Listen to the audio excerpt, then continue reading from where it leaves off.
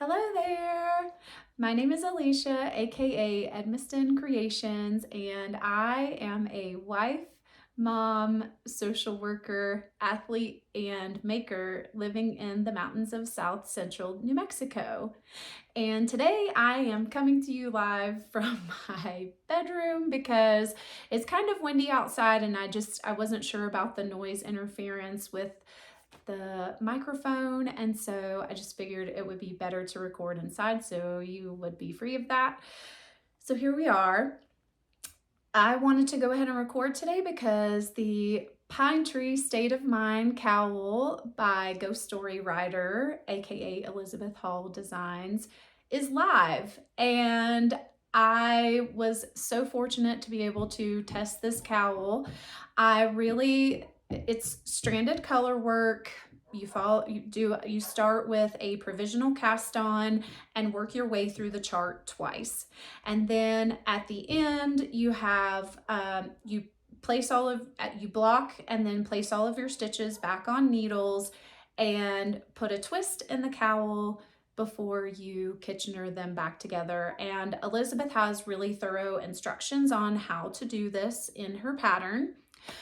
All the details for my cowl are on my Ravelry project page, and I'll be sure to link to that in the description box. But I did want to talk a little bit more about the cowl itself, why I picked the colors I did, and why this design is really near and dear to my heart. So to start, the colors and the yarn that I used are my main color is this really beautiful mustard golden yellow that by 2BU yarn or fibers. This is a very small sheep farm in Colorado. I was fortunate enough to get this yarn at the Santa Fe Wool Festival this past October. I walked past her booth a couple of times staring at this particular color, and I was like, what am I going to make with it? I can't buy it. I'm not letting myself buy it unless I know what I'm going to make with it. And Elizabeth's test knit popped into mind. So I was like, this will be perfect for my Pine Tree State of Mind cowl.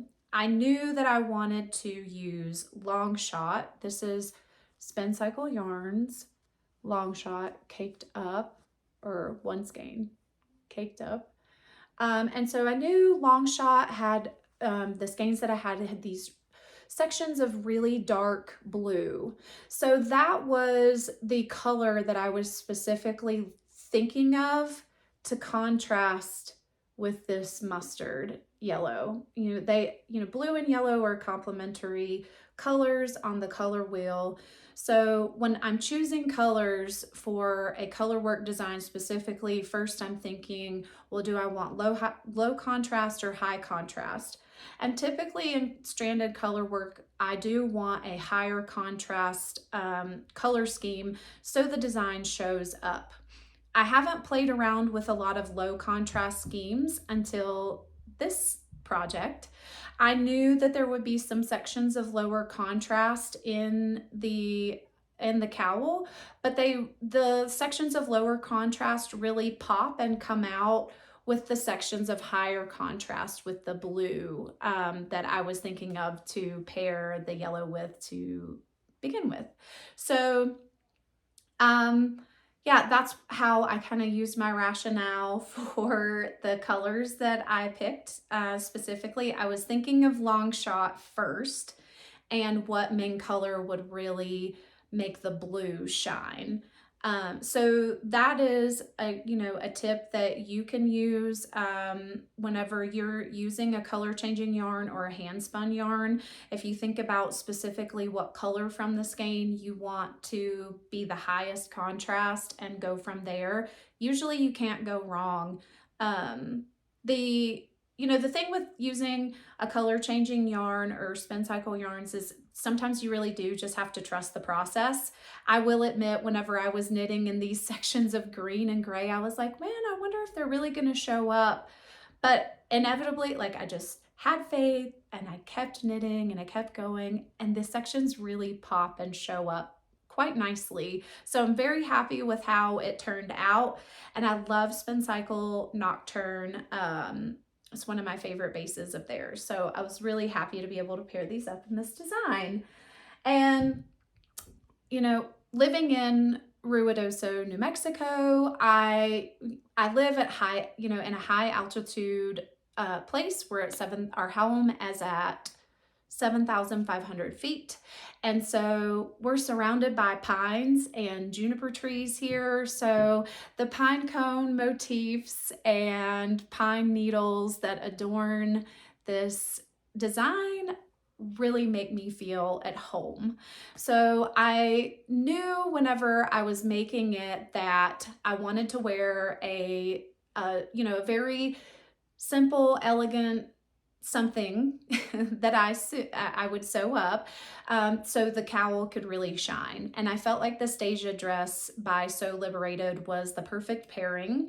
I sewed this right before my daughter's 5th birthday, and I actually was able to wear it to her birthday party, which was a lot of fun. But I really like the way the Stasia dress fits, and this is in the it's a copper color Hudson cotton tencel jersey knit fabric from U Fibers, and I will link to the dress pattern, the cowl pattern, and the fabric that I used to sew my dress, all in the description box if you are curious. I really like the way the Hudson tencel, God, that's a mouthful. Gosh, say that 10 times fast. I really like the way that this fabric drapes and it flows. The longer length Stasia dress really pulls out like beautifully whenever you walk in it. And so anytime I wear a Stasia dress, I feel like an absolute princess. And so I really wanted to just kind of go with a very earthy autumnal vibe with my outfit, and I felt like this copper color really achieved that with the colors of the long shot and the mustard in the cowl. So, it just makes me feel like home wearing this cowl because of all the pine trees that I can like visually look at and see outside of my door here. And of course, I'm in full festive mode. That hasn't changed. I'm wearing some Christmas tree earrings. Let me see if I can get a little closer. Some cute little plaid Christmas tree earrings by Uniquely Yours Montana. I was introduced to this earring company through Candace at the Farmer's Daughter Fibers. And so she makes really cute earrings for all kinds of holidays and just any day occasion. So I will link to her small business as well in the description box. So I also wanted to share, yesterday I recorded tips about being more mindful in your making process and using mindfulness practices to maximize your making time and the joy that you experience with your making. And so today I wanted to share with you a little bit more about specifically how I implement mindfulness within my making process. And, as I mentioned, so if you haven't seen those or that episode, it's episode 3. I encourage you to watch that at some point on your own time. But you listening to how I implement mindfulness in my making process, you can take some of these tips and implement them however you want. I will say, the disclaimer here is this is what works for me and my life and the responsibilities that I have. And so I really encourage you to just listen and reflect, use this as food for thought. It's not necessarily that you need to take the things that I do and do them yourself. What I would encourage you to do is listen to, the way that I implement some of the strategies I spoke about in episode 3, and um, you know, take them and make them authentically yours, and apply them and tweak them to your life in a way that works for you. So, with that disclaimer, I am going to share, a little bit more about how I use my making time. So, in general, and what a typical day looks like for me is I like to wake up early. I wake up around 5:15 to 5:30 in the morning, sometimes a little bit earlier if my son wakes me up because he wants a bottle. um, but I am an early riser, and I start my day with doing immediately. I wake up and I get coffee and I sit down and I knit. So that may look like about, an hour or so of concentrated knitting time, but it's a great way for me to ease into my day. My kids wake up in that time, they'll come snuggle with me while I'm knitting, and then it's time for us to get ready to take my daughter to school. So then we all kind of shuffle around, get ready, get my daughter to school, and then I get back home. Usually it's time for me to start doing some work administration type stuff, email and documentation, and prepping for my work that day with clients. And so after I do some of that stuff and I get my son settled, usually we will go outside for a little while in our backyard and I'll work out. Or if I'm not working out that day, then I may take some more time to knit or play with him for a little while. Sometimes we go for a short walk around our neighborhood. And most of the time while my daughter is at school, I'm working and practicing therapy with clients. So after I pick her, then I go pick her up from school, and, we have family time. She has gymnastics some days. I do take my knitting bag with me, and I will knit at gymnastics while she's at gymnastics. And then, when we're home in the evenings and dad is home, sometimes I will have time where I can sneak away and get a little bit of sewing in.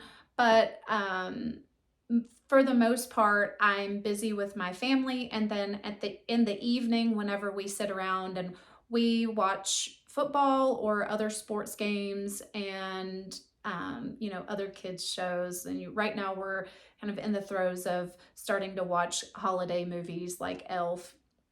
And so while we're watching TV in the evenings as a family, I will spend some more time knitting. Most of the time, during the week, I have found that I tend to knit more during the week, here and there, just throughout the day. And then on the weekends, when I have some more concentrated time, I will spend more time sewing. However, I didn't think when I first started to learn how to sew, I never thought I'd really be in this position. But after you sew a pattern a couple of times, I still follow the instructions and everything, but you kind of get the flow of how a garment is sewn together in a specific pattern.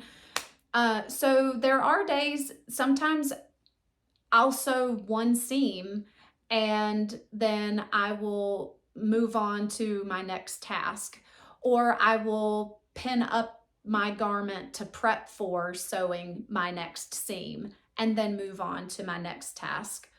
Or if I have a free hour during the day and my son is napping, I'll come downstairs and I'll do a lot of sewing prep, whether it's washing fabric, ironing fabric, or laying out fabric and getting it ready to cut, or even cutting out a pattern, just depending on how much I can get through. I tend to try to get sewing prep done during the week whenever I do have some free time, but that's kind of here and there. So if you're kind of noticing the pattern here, I tend to knit more during the week and do sewing prep when I can, maybe a seam here and there. And then on the weekends will be whenever I push through and I will get things sewn together. So, really, I think that the key here for me is that if I have 10, 15, 20 minutes, I don't just sit and scroll on my phone, or I don't just sit and watch TV. I'm actively doing something with my hands typically. That's not to say, I do think that sometimes we need to sit and veg out on our phone, or scroll and have something mindless to do, or we need to watch Bachelor in Paradise and just veg out on the TV show and enjoy ourselves. I don't think there's anything wrong with that at all. So, it has its place. I am typically actively doing something with my hands when I do have free time. That's just my personality and my way of being. So I don't want to diminish or belittle things that are, really where we need to cut free and be mindless entirely, because I do think that's important. And there are evenings or afternoons where if my family is watching a movie, I will do the same. I will veg out and just sit and watch a movie and snuggle with my kids. And there's nothing wrong with that. So just to each their own, and everything has its place. I really do my best to practice mindfully checking in with myself and asking, hey, what do I really need right now? Like, I have 20 minutes. What would really be best for me in spending my time? I find that such a valuable mindfulness practice. And this is similar to the stop practice that I talked about in episode 3, where you stop, take a breath, observe something, then proceed with your day. And it follows those steps, but the mindful check-in is really specific. I'm observing what is emotionally present for me, what is physically present for me. Am I feeling tired, or am I feeling energized? That right there may cue me, well, if I'm feeling kind of tired and burnt out, my head is full and I don't really have a lot of room for thinking, I'm probably going to gravitate towards my knitting and picking that up, because that's an easeful thing for me to do. I'm not really thinking much, depending on the pattern. and that, that's another thing entirely too. I gravitate maybe more towards color work whenever I want something engaging, and I gravitate towards something more like stockinette or garter stitch whenever I want something more mindless and relaxing. So sewing is something that I tend to gravitate towards when I'm feeling more energized, because you're not just sitting down at your machine sewing constantly. You're up and down, you're moving around, pressing, pinning, cutting, and you're back. For me, I'm back and forth between my machine and my sewing table constantly. And so it's a very energizing type of craft for me. I do, sometimes when I'm feeling in between energized and tired, I will choose to do sewing prep, because it is energizing. Like, I'm up and I'm moving around and I'm not sitting still where I may get more tired. But all of these decisions I make based on my mindful check-in and what is present for me in the moment when I ask myself that question. And clearly, when I ask myself, what is it that I need right now? I have 20 minutes. What would be the best way to spend my time to rejuvenate and nourish my soul? That could go a million different ways. So, I've really learned to become attuned with my thoughts and my emotions that are present in that moment to be able to answer that question in a way that works for me. So, And in that token, I get the question a lot, and kind of what spawned these episodes about mindful making was I get the question a lot, like, how do you do it all? How do you get all these things done? And I do have strong time management skills, and, please comment or share below and let me know if you would like me to share some of my time management tips. I certainly can do that, but I feel like time management is talked about a lot, and mindfulness, is kind of left in the realm of, well, that's something for meditation or for somebody who wants to do therapy. It's not something necessarily that's accessible as a daily life skill for me, where it would bring any value to my life. And I really want to try to, be contrarian to that belief and present mindfulness in a way. Mindfulness can be accessible to everyone. It's a great life skill, and it can be applied to any subject material, really. I apply mindfulness to my lifting, and I also, apply it to my making and my work and my relationships. So I really think that it's a wonderful skill to build and use in your life to, to maximize your time and joy. So small behaviors, really on a consistent basis, is really key for being able to finish things. So when I get that question of, well, how do you get everything done? The first thought that comes to mind is I consistently engage with my crafts. So I consistently knit, I consistently sew.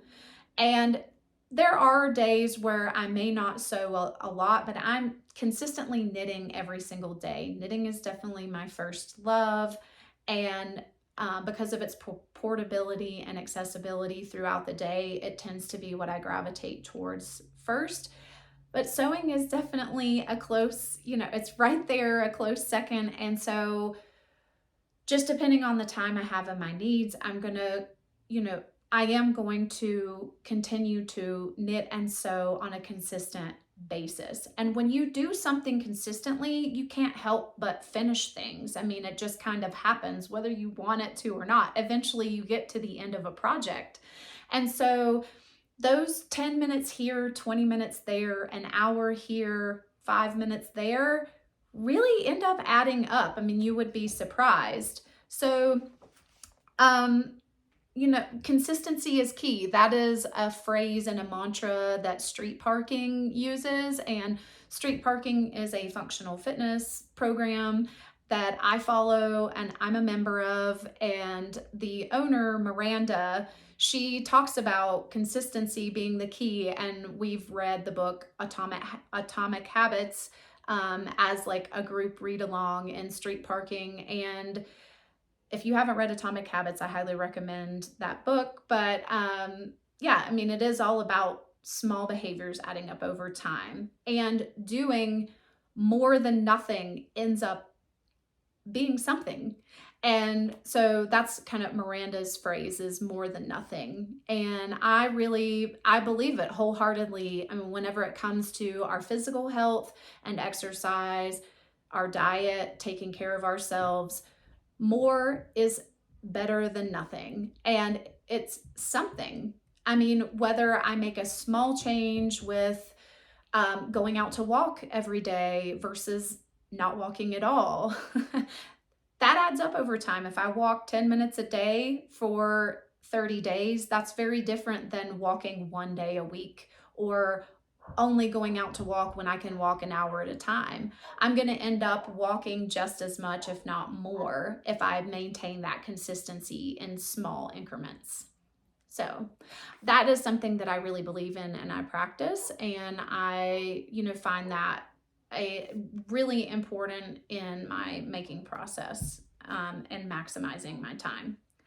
So another thing that I really find helpful to do with making is to schedule making days. This is something that I learned from So Liberated when I was taking the Mindful Wardrobe Project class. And Meg recommends scheduling, they're scheduling a whole day for making, like setting that aside. And that is the focus of the day. Like, mom is making today. That means we're going to, watch movies. Kids are going to play outside in the backyard.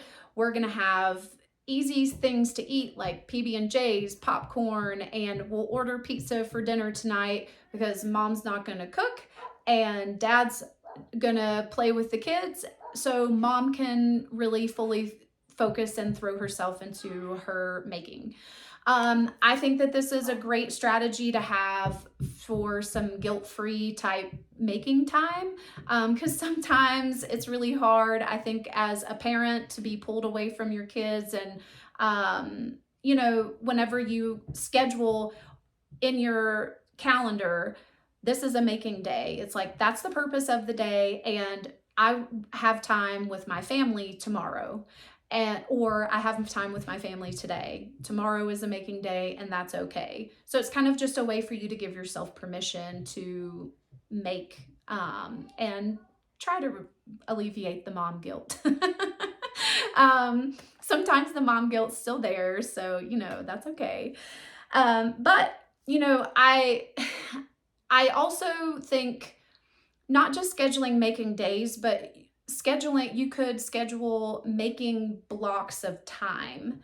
So that's like if I have 2 hours on Friday and I'm using that's my scheduled making time, I'm going to sew for that 2 hours, then that's my sewing time. And I coordinate that with my partner, and, he supports me with helping with childcare and stuff like that. So I can have that concentrated 2 hours of time. And so, communication with your partner, communicating with your family, and letting them know this is my focus for the next 2 hours. And, what do you need before I start? And I will join up with you when I'm done. So you don't necessarily have to just do making days, like full days. You can just do making blocks of time. And that is also very liberating and freeing. So I find that really helpful in my making process. And when I schedule these making blocks of time, I schedule them in my planner, my bullet journal. I schedule them in my planner as if I'm scheduling a meeting with a client or scheduling a meeting with a colleague. They're non-negotiable. And so I'll share a memory of, I used to live in Raleigh, North Carolina, and I was out doing a trail run with one of my good friends in Umstead Park. And this is a big trail system in the middle of Raleigh. It's just a real gem. And so we were out running, and inevitably in Umstead, you tend to run into other people. So we're out running along, and we bumped into someone that my friend Alicia knew. She's also named Alicia. And so this guy turned around and joined up with us. So now we're a threesome, and we're all running along. And I was talking about being stressed. At the time, I was a behavior support teacher in the Wake County school system. And so I was talking about being stressed and trying to find running time and making that a commitment and a priority. And this guy just piped right in, joined in the conversation, and he said, "You know what? Every day at 3:30, I have a meeting to run. I let my boss know, whatever, I have a meeting. I'm busy at this time, and it's non-negotiable. And I go out and I run just as if I'm keeping any other meeting." And this was some point in my mid-20s. I'm turning 43 this coming March. Yeah, that's right. I totally, I don't know about you, but once you kind of pass 35, I just forget how old I am all the time now. But yeah, I am turning 43 this coming March. And so that conversation just really stuck with me. Yeah, like my running time, or, here I am applying this to making. My making time is non-negotiable. And so how can I communicate that need to the people that I love in my life, and they can support me in that process? I can fill my cup up while I'm making, and then I'm ready to engage and fully be mindful and present with them because my concentrated making is behind me. So those are some primary ways that I implement mindfulness in my making practice. I would love to hear, if you can relate to any of the things that I've shared, or if there's something that you do in your making practice that you find really helpful and supportive for you and cultivating your joy. So please comment below, like and subscribe to my YouTube channel, and I have some more makes and more updates to share with you soon. But for now, I hope you have a lovely day and a wonderful rest of your week, and happy mindful making.